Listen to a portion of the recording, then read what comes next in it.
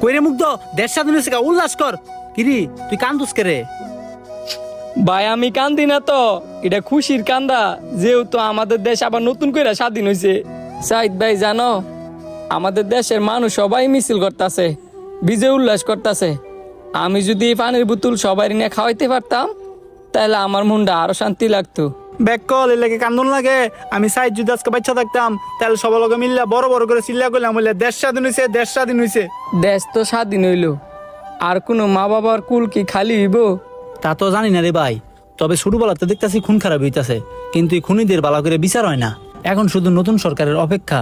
উনি আইসা যদি দেশটার উন্নত করে, দেশের মানুষগুলারে ভালো রাখে, দেশের যে মৃত্যুর হারটা আছে এটা যদি একটু কমায়, তাহলে তোমার আর আমার আত্মাটা একটু শান্তি পাইতো।